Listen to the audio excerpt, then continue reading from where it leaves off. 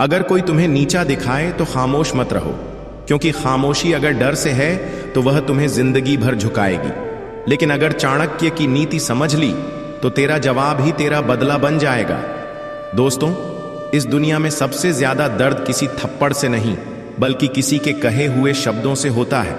वो शब्द जो आपके आत्मसम्मान को चीर कर रख देते हैं। और अक्सर जब हम ऐसे पल में होते हैं तो हम या तो चुप रह जाते हैं या गलत तरीका अपना लेते हैं। लेकिन चुप रह जाना हर बार बुद्धिमानी नहीं होती। चुप रह जाना कई बार आपकी कमजोरी बन जाता है। आज मैं आपको वह चाणक्य नीति समझाने आया हूं जो बताती है अपमान का जवाब कैसे देना है, कब देना है और किस तरह देना है, ताकि सामने वाला जीवन भर याद रखे। जब कोई तुम्हारा अपमान करता है तो असल में वह तुम्हारी कमजोरी नहीं, तुम्हारी ताकत से डर रहा होता है। चाणक्य कहते हैं, जिसे अपने अस्तित्व का डर सताता है वही दूसरे का अपमान करता है। इसलिए जब कोई तुम्हें नीचा दिखाता है तो अपने आप से पहला सवाल पूछो, क्या वाकई मैं इतना कमजोर हूं कि यह इंसल्ट सह लूं, या मैं वह इंसान हूं जो वक्त आने पर सामने वाले को उसकी जगह दिखा सकता है। यही सोच का फर्क है एक चुप आदमी और एक रणनीतिक आदमी में। चाणक्य कहते हैं, चतुर व्यक्ति हर बात पर प्रतिक्रिया नहीं देता, वह मौके का इंतजार करता है। यानी चुप रहो लेकिन तैयारी करते रहो, जवाब देने का सही वक्त खुद आएगा। देखो भाई, चुप्पी दो तरह की होती है। डर की चुप्पी जो तुम्हें गुलाम बना देती है, रणनीति की चुप्पी जो तुम्हें राजा बना देती है। चाणक्य की नीति कहती है, अगर समय से पहले तलवार निकाल ली जाए तो युद्ध हारना तय है। यानी जब अपमान झेलो तो तुरंत उबलो मत, पहले सोचो, क्या सामने वाला मेरे जवाब से सुधरेगा या फिर मेरा जवाब उसको पूरी तरह से तोड़ देगा। हर इंसल्ट का जवाब लड़ाई नहीं होता, कई बार जवाब सफलता होती है, कई बार जवाब चुप्पी में छुपी योजना होती है। अपमान के बाद जो पहली गलती लोग करते हैं वो यह कि या तो टूट जाते हैं या खुद को गलत मान लेते हैं। रुको, तुम्हारा आत्मसम्मान किसी की जुबान का मोहताज नहीं है। तुम्हारे अंदर जो आग है वही तुम्हारा जवाब है। चाणक्य कहते हैं, स्वाभिमान वह आग है जो चुप रहकर भी दूसरों को जला सकती है। तुम रो नहीं, कमजोर मत बनो, बल्कि उस इंसल्ट को अपनी मोटिवेशन बना दो। हर अपमान को अपने खून में ऐसा घोल दो कि वो तुम्हें उस ऊंचाई तक ले जाए जहां से उस इंसान को देखो तो वह धूल से भी छोटा लगे। अब सबसे बड़ा सवाल, अपमान का जवाब कैसे दिया जाए। यहां चाणक्य की 3 शक्तिशाली नीतियां हैं। नीति एक शब्द से नहीं, उपलब्धि से वार करो। अगर किसी ने तुम्हें बेइज्जत किया है तो उसे जवाब तुम्हारी सफलता देगी। जैसे किसी ने कहा, तू कुछ नहीं कर सकता, तो चुपचाप मेहनत कर और वही काम ऐसा करके दिखा कि वो लोग अपने शब्दों को निगलने पर मजबूर हो जाए। नीति 2, उसकी कमजोरी पहचानो और सही वक्त पर उसका इस्तेमाल करो। चाणक्य कहते हैं, दुश्मन की सबसे बड़ी कमजोरी उसका घमंड होता है। तुम्हें उसे तोड़ना नहीं है, उसे उसकी गलती में ही गिरने देना है। नीति 3, अपमान का सबसे बड़ा बदला है आत्मसंयम। जब सामने वाला चीखे और तुम मुस्कुराओ तब उसे असली हार महसूस होती है। तुम्हें खुद पर कंट्रोल चाहिए, क्योंकि जो गुस्से में जवाब देता है वो खुद को ही जलाता है। अब सुनो इतिहास से एक असली कहानी। जब चाणक्य को नंदवंश के राजा ने दरबार से निकाल दिया था तो चाणक्य ने कुछ नहीं कहा, वह चुप रहा। लेकिन उसी दिन उसने कसम खा ली, जब तक इस सम्राट का नाश नहीं करूंगा तब तक न बाल कटाऊंगा न तेल लगाऊंगा। और वहीं चाणक्य एक दिन चंद्रगुप्त मौर्य को खड़ा करके नंद साम्राज्य को ध्वस्त कर देता है। यह होता है अपमान का असली जवाब। तुम्हें क्या करना चाहिए? आज से प्रैक्टिकल टिप्स। हर इंसल्ट को नोट करो, लेकिन रिवेंज की भावना से नहीं, मोटिवेशन की भावना से। अपनी कमियों पर काम करो ताकि तुम्हें दोबारा कोई नीचा ना दिखा सके। हर अपमान के बाद खुद से कहो, अब मैं इसे अपनी ताकत बना रहा हूं। सामने वाले की चाल समझो, वो तुम्हें प्रोवोक कर रहा है, उसका गेम मत खेलो। बात का जवाब बात से दो, लेकिन स्तर से नीचे मत गिरो।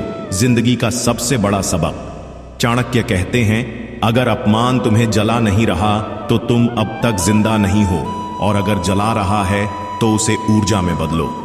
मत भूलो, लोगों की जुबान नहीं बदलेगी, लेकिन तुम खुद को इतना बड़ा बना सकते हो कि तुम्हारे खिलाफ बोलने से पहले 100 बार सोचे।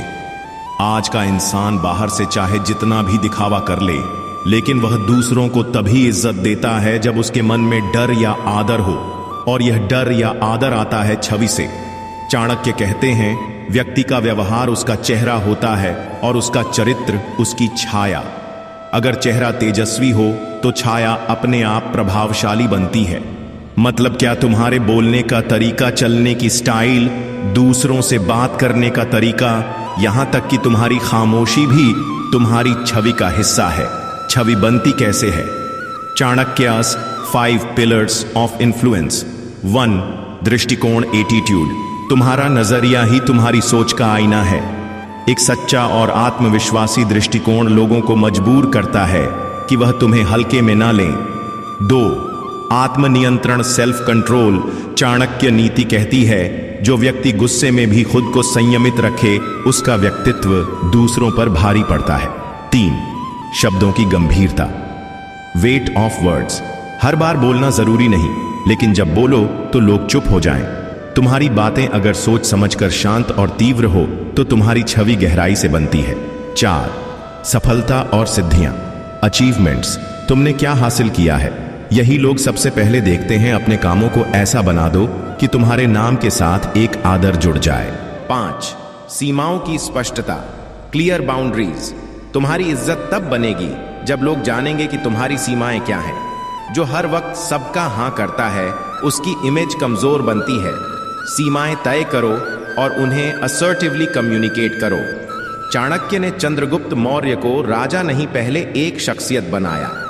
ऐसी शख्सियत जिसे देखकर ही लोगों के मन में खौफ और श्रद्धा आ जाए। चाणक्य कहते हैं, राजा पहले अपनी छाया से राज्य करता है, फिर अपने सिंहासन से।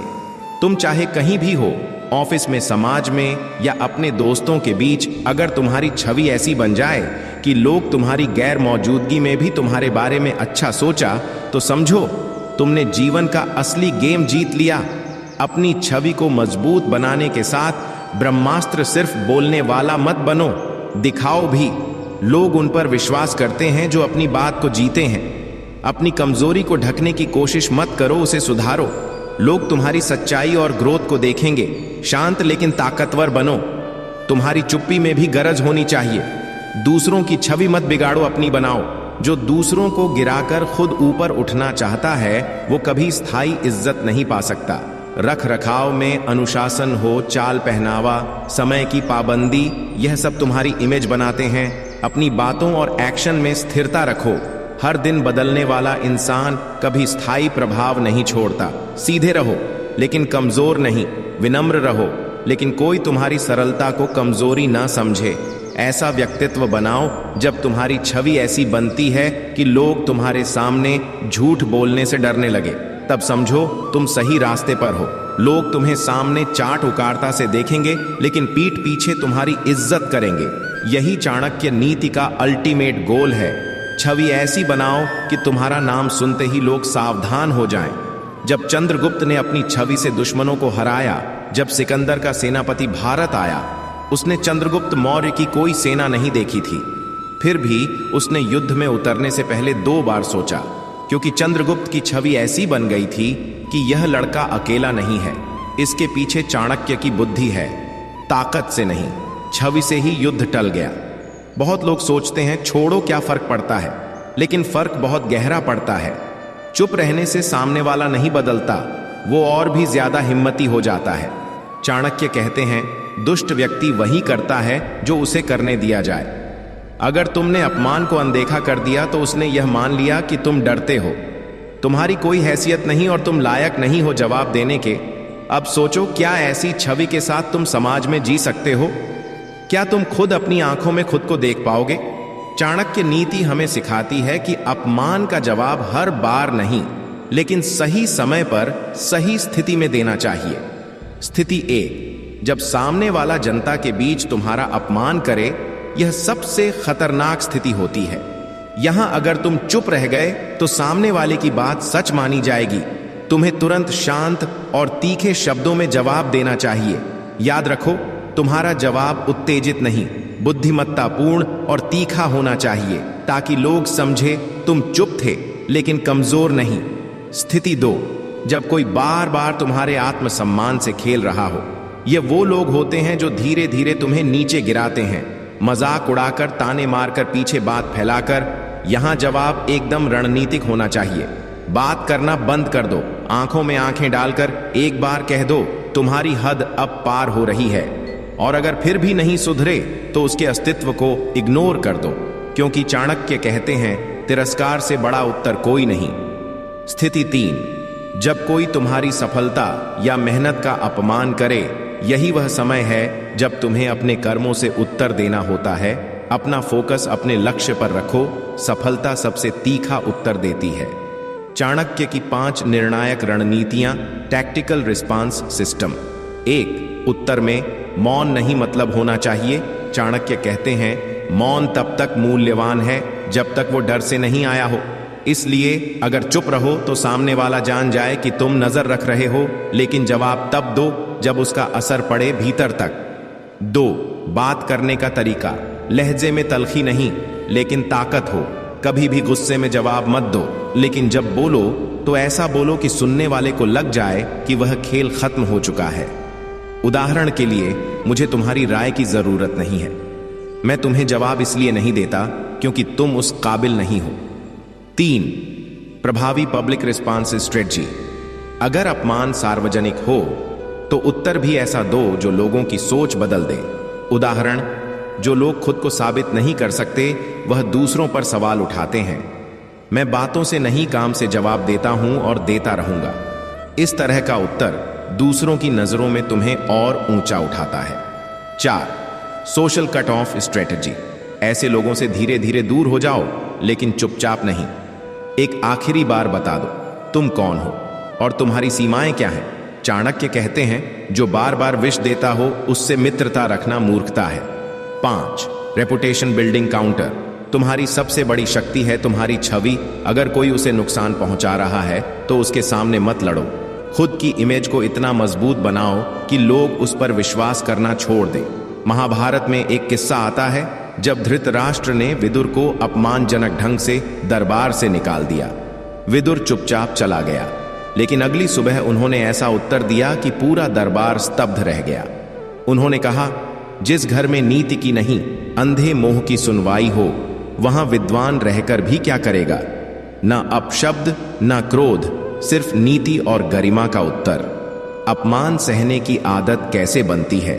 छोटे छोटे ताने, दिन भर के छोटे मोटे ताने जैसे इतना भी नहीं कर सकता फिर से फेल हुआ। हर ताना तुम्हारे आत्मसम्मान में एक छोटा होल कर देता है।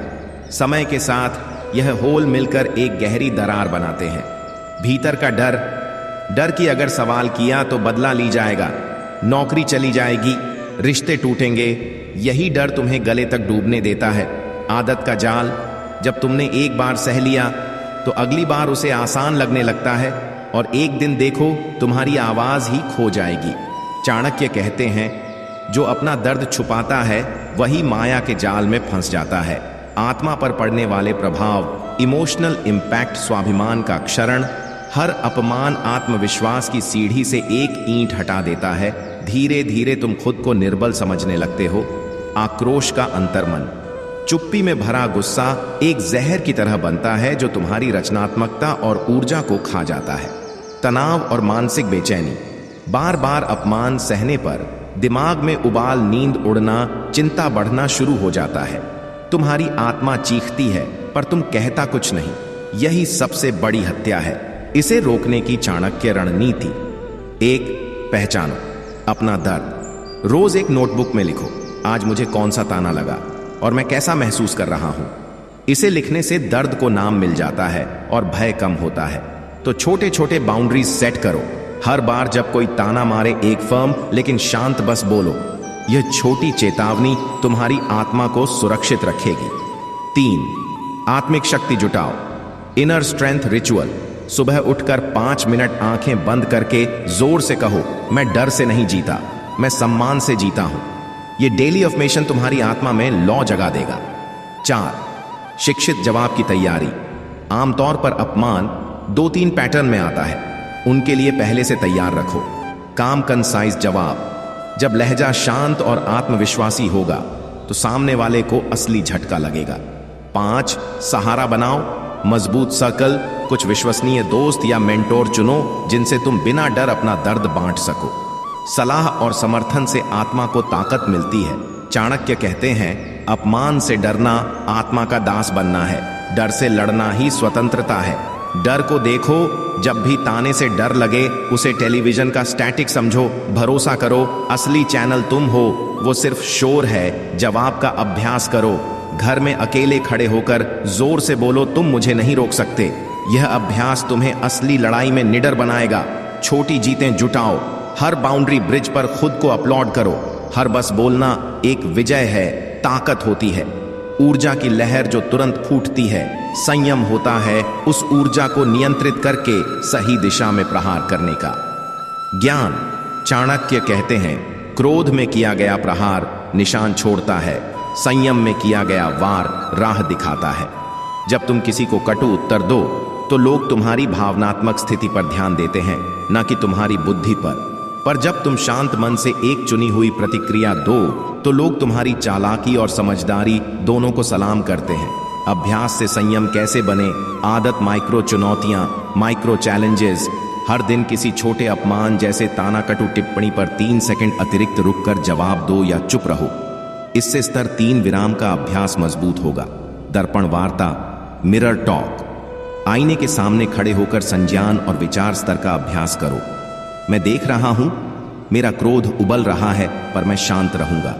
समूह अभ्यास, सपोर्ट ड्रिल। एक विश्वसनीय मित्र के साथ रोल प्ले करो। वो ताना मारे, तुम संयम सूत्र के अनुसार प्रतिक्रिया दो, फीडबैक लो, सुधार करो। दैनिक समीक्षा, डेली रिव्यू जर्नल। 7 स्तरीय प्रक्रिया को दिन में एक बार अपनाओ और रिव्यू करो। क्या थोड़ा सा स्तर 4 मूल्यांकन छूट गया? इससे पुनरावलोकन की आदत बन जाएगी। कहते हैं, जब चाणक्य ने मौर्य दरबार में पहले अपमान सहा तो उन्होंने तुरंत कोई तीखा जवाब नहीं दिया।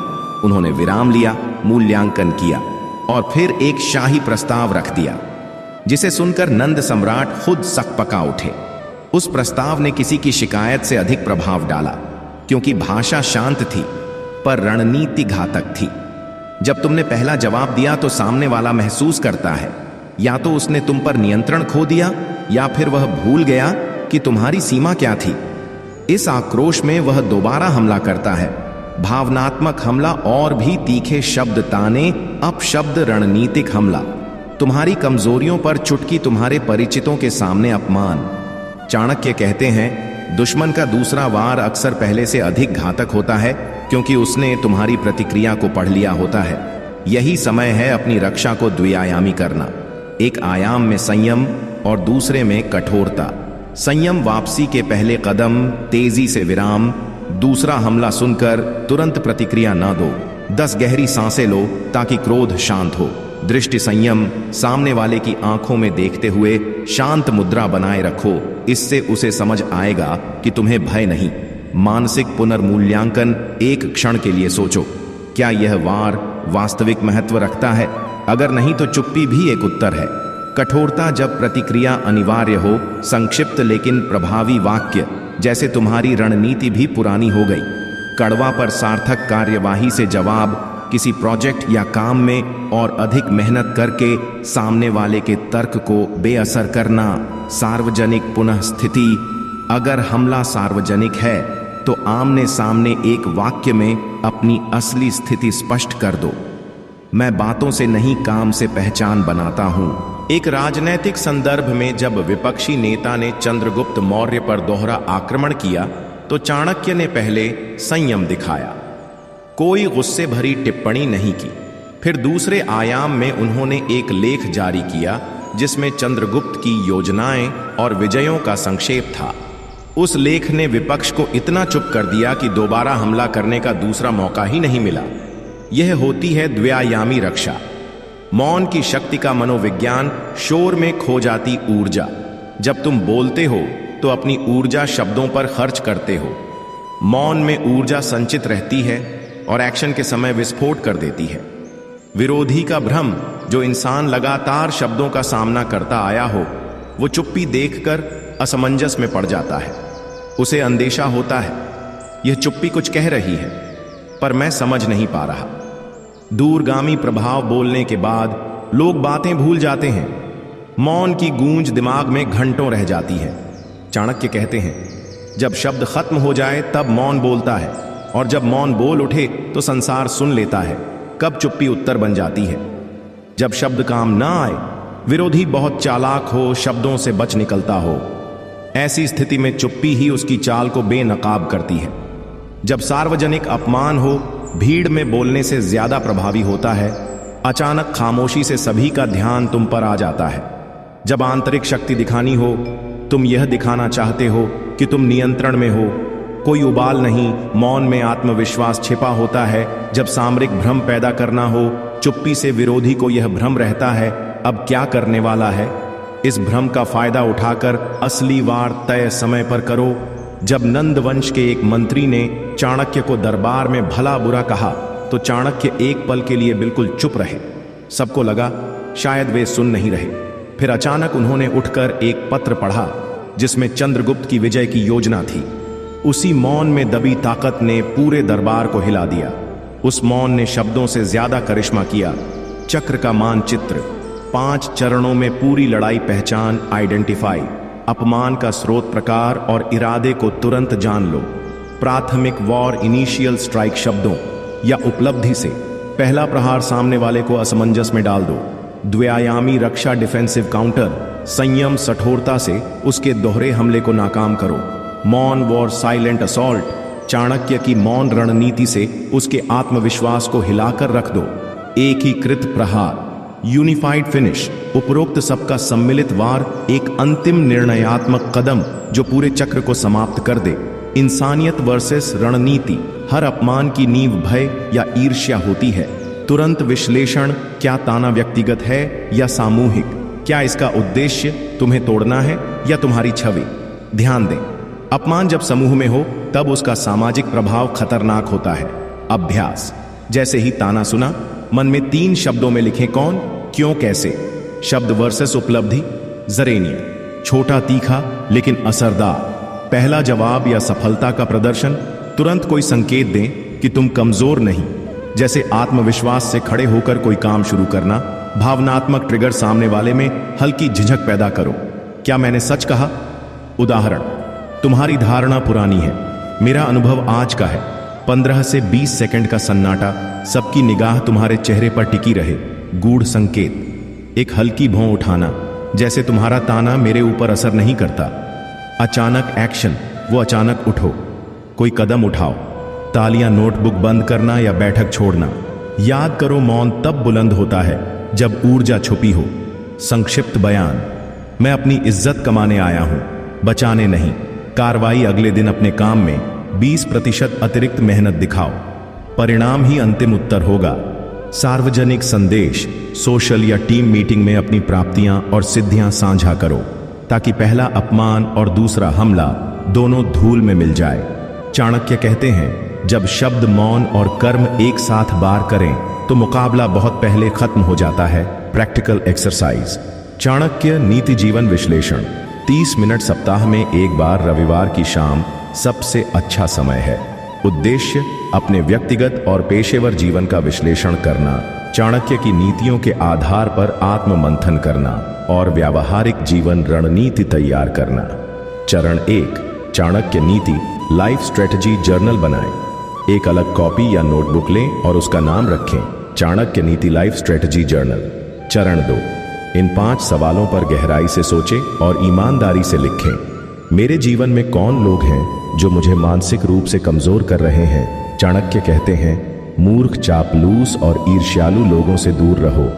ऐसे लोगों की लिस्ट बनाएं। मेरी जिंदगी में कौन सा काम या आदत है जो मुझे धोखा दे रही है, लेकिन मैं उसे नजरअंदाज कर रहा हूं। चाणक्य की नीति, जो व्यक्ति आने वाले खतरे को पहले देख ले वही सच्चा बुद्धिमान होता है। उसे पहचानें और लिखें। क्या मैं किसी ऐसे व्यक्ति पर निर्भर हूं जो स्वार्थी है या जरूरत पड़ने पर साथ नहीं देता? चाणक्य कहते हैं, स्वावलंबी बनो और स्वार्थी लोगों पर भरोसा मत करो। मैं किन चीजों में समय और ऊर्जा बर्बाद कर रहा हूं? समय सबसे कीमती धन है। 3, ऐसी चीजें लिखो जिन्हें कल से बंद कर दोगे। क्या मेरी संगति कंपनी मेरी तरक्की में मदद कर रही है या रुकावट बन रही है? चाणक्य कहते हैं, संगति का सीधा असर मन और भविष्य दोनों पर पड़ता है। एक ऐसा व्यक्ति पहचानो जिससे दूरी बनानी चाहिए। चरण 3, साप्ताहिक एक्शन प्लान बनाएं। अपनी ऊपर लिखी बातों से 3 निर्णय निकालें। एक व्यक्ति जिससे दूरी बनानी है, एक नई आदत जो रोज अपनानी है, जैसे सुबह ध्यान 10 मिनट की पढ़ाई, चुप रहकर लोगों को समझना। एक कठिन कदम जो आप टाल रहे थे, जैसे गलत दोस्ती खत्म करना, किसी को मना करना, सच बोलना। चरण 4, चाणक्य संकल्प के साथ समापन करें। प्रत्येक अभ्यास के अंत में यह संकल्प बोलें या लिखें, मैं बुद्धिमान बनूंगा, समय का सम्मान करूंगा और अपने फैसलों में चाणक्य जैसी दूरदर्शिता लाऊंगा। अगर आपको यह बातें पसंद आई और आपके अंदर भी जीतने की आग जल उठी है, तो अभी हमारे चैनल फील इंस्पायर को सब्सक्राइब करें। यहां आपको जीवन बदलने वाली हर एक प्रेरणा मिलेगी। याद रखो, सच्ची ताकत अपने अंदर ढूंढो। आइए हम सब साथ मिलकर अपनी जिंदगी को उस मुकाम तक पहुंचाएं जहां हर चेहरा हमें बस हमारे सपनों को साकार होते हुए देखें। सब्सक्राइब करें और आगे बढ़ें अपनी सफलता की ओर। धन्यवाद।